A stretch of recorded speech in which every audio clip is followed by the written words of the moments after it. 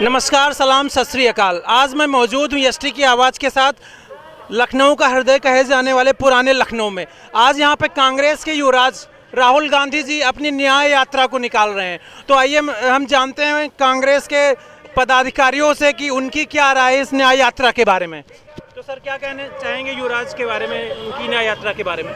सिर्फ एक ही नेता है पूरे देश में जो सरकार की विफलताओं के खिलाफ लड़ रहा है, बाकी किसी में दम नहीं। पूरे हिंदुस्तान को बता रहा हूँ कि जितने बढ़िया से ये लीड कर रहे हैं, हमें गर्व है कि हम इस लीडर के पीछे खड़े हैं। जी जी। देखिए, भाई साहब का कहना है कि हिंदुस्तान में इस समय राहुल गांधी जी एकमात्र विपक्ष के एक ऐसे नेता हैं जो सत्ता पक्ष को सिर्फ टक्कर दे रहे हैं। बाकी स्थानीय पार्टियां ऐसी कोई भी नहीं है जो सत्ता पक्ष को टक्कर दे पाएँ।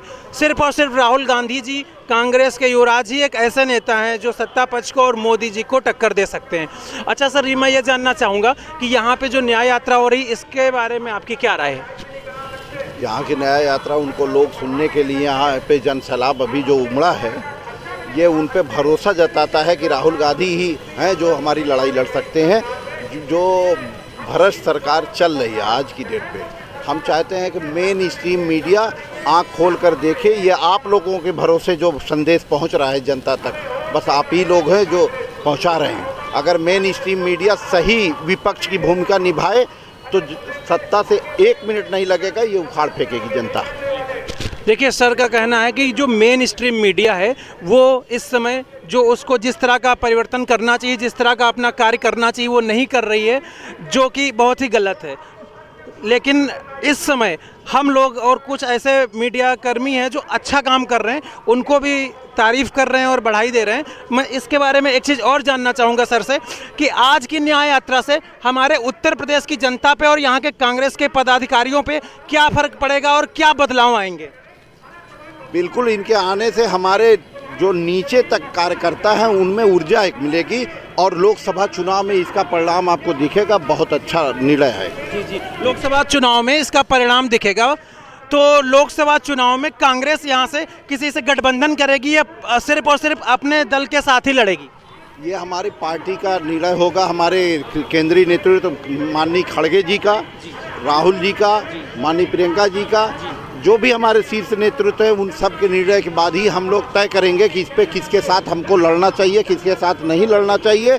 और हमको तो लगता है कि गठबंधन होना चाहिए, क्योंकि जो इस वक्त मोदी झूठ पर टिके हुई सरकार, उसके खिलाफ एकजुट होकर के बिल्कुल लड़ना चाहिए। और जनता चाहती भी कि वोट का बिखराव ना हो और बिल्कुल उसको सबक सिखाने में एक कामयाबी मिलेगी।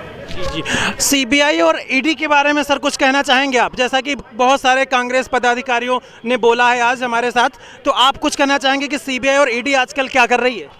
भाई, उनके गले में एक पट्टा पड़ गया है, उस पट्टे को खींच ले रही है, जहाँ भेज रहा है वहाँ भेजती है।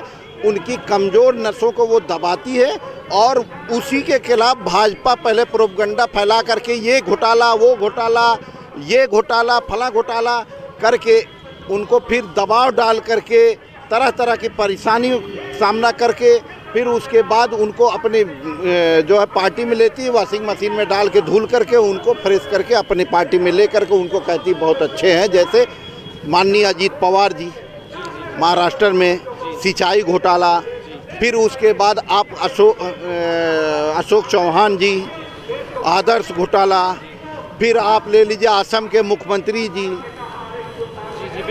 अभी हेमंत शर्मा जी, उनको भी तरह तरह के घोटाला। और उनको जब पार्टी में लिया, वॉशिंग मशीन में धुलने के बाद उनका घोटाला धुल गया और उनको मुख्यमंत्री तक बना दिया। इनके यहाँ कुछ नहीं पैमाना है भैया। जिनको चोर कहते हैं उन्हीं को वो शीर्ष नेतृत्व पे बैठाते हैं, क्योंकि इनके गिराबान में खुद चोरी है। अब आपको बता दे कैसे, वो इस तरह से समझ लीजिए कि पीएम केयर फंड का आज तक क्या मीडिया को पता है? आपको पता है? मैं आपसे सवाल करता हूँ, आपको पता है क्या इसके बारे में? नहीं। कहाँ से पैसा आया और कितना आया, कितने लाख करोड़ आया और कहाँ खर्चा हुआ, कहाँ जनता के बीच में यूज हुआ? कहीं ऐसा तो नहीं वही फंड जो विपक्ष में ये मेन स्ट्रीम मीडिया को खरीद कर अपने पक्ष में करके जनता के खिलाफ प्रयोग किया जा रहा है, जो देश के लिए घातक है। भाई साहब का कहना है कि जो मेन स्ट्रीम मीडिया है और पीएम केयर फंड है उसका क्या हो रहा है उसके बारे में आज तक कोई भी चीज़ें सार्वजनिक नहीं की गई है। ये भाई साहब का कहना है। मैं एक स्ट्रीम मीडिया में हूँ, मैं इन सारी चीज़ों को बोलने का मेरा भी हक है, मैं भी बोल सकता हूँ और भाई साहब भी बोल रहे हैं। लेकिन जो मेन स्ट्रीम मीडिया है वो इस चीज़ पे क्वेश्चन मार्क नहीं करती है। ये चीज़ व्यक्तिगत तौर पे भाई साहब का कहना है कि ये गलत है और आने वाले टाइम पे मोदी जी को राहुल गांधी जी कड़ी टक्कर दे रहे हैं। इसके बारे में सर क्या कहेंगे? अब मैं अभी इस सवाल बात कट करके उसी कड़ी में जोड़ना चाहूँगा। आप चंडीगढ़ का देखिए परिणाम जो आया था चंडीगढ़ मेयर का, आप इस तरह से समझ सकते हैं वो कैमरे में दिख रहा है, लेकिन कोई एंकर गोदी एंकर जो है सरकार के पक्ष में, भाई विपक्ष में जो विरोध कर रहा है उसके खिलाफ ये बोल रहा है। पूरा एक प्लान बना करके कि देखिए 8 बैलेट पे ये दस्तखत किए न, अरे 7 पे बैलेट पे दस्तखत किए, 8वां नहीं किए या फिर सारे पे किए, और सुप्रीम कोर्ट कह रहा है नहीं इस पे गड़बड़ी पाई गई, और आज देखिए कांग्रेस का मेयर बन भी गया।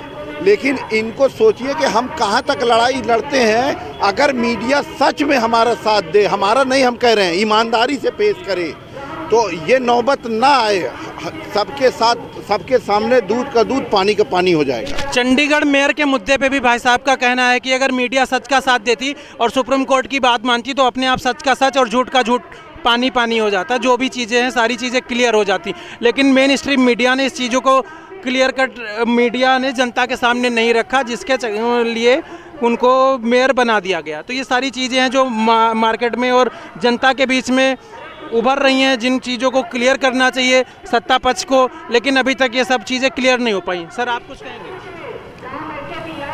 मैं ये कहूँगा कि जिस तरीके से राहुल गांधी जी पूरे शहर गली गली रात दिन घूम के मोहब्बत बांट रहे हैं, उसी तरीके से सर के साथ हम लोग भी आए हैं। और मैं अपने उत्तराखंड की संस्कृति को, इसको ऐपण बोलते हैं, ये आज मैं राहुल गांधी जी को देना चाह रहा हूँ। मैंने 6 प्रदेशों के मुख्यमंत्रियों को ये दी है। उसके अलावा अभी प्रियंका गांधी जी को भी मैंने पेंटिंग बना के दी थी, राजनाथ सिंह वगैरह को भी दी थी। इसी तरीके से मैं कलाकार हूँ, तो मैं आज ये राहुल गांधी जी को अपनी मोहब्बत बांटने आया हूँ। देखिए राहुल गांधी जी को उत्तराखंड से चल के भाई साहब ये देने आए हैं। मैं दिखाना चाहूँगा कैमरामैन से कि ये दिखाइए, ये राहुल गांधी जी को दे, इन्होंने प्रियंका गांधी जी को भी दिया है। तो मोहब्बत के शहर में मोहब्बत बांटने आपका मैं स्वागत करता हूँ। उत्तराखंड से आप आए हैं, बहुत बहुत स्वागत है आपका। अब देखना ये तो वक्त ही बताएगा कि राहुल गांधी जी कितनी देर में पहुँच रहे हैं और यहाँ के लोगों में क्या उत्साह है। सर कुछ कहेंगे? ना भैया। ओके। सर इस समय कुछ बोलने के मूड में नहीं, क्योंकि राहुल गांधी जी आ रहे हैं तो उनके स्वागत के लिए जाना चाहेंगे। और आप हमारे साथ बने रहिए, देखते हैं कि अब आने वाले टाइम पे राहुल गांधी जी आ रहे हैं और उनकी सभा में क्या क्या होने वाला है। धन्यवाद।